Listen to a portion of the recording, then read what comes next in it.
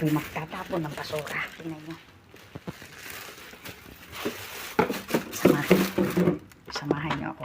Ito yung parte ng isang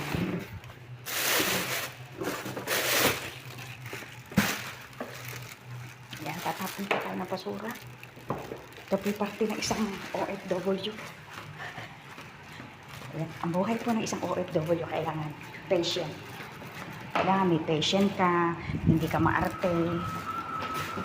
Ayan, bukod-bukod kasi rito. Ayun, babay. Ayun, nakatapon na tayo ng basura.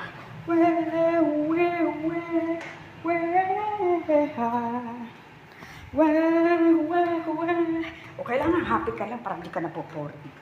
Ay, maboboring ka kapag di ka happy. Diba? Dito na tayo. Ayan. Bulaga. Salamat po.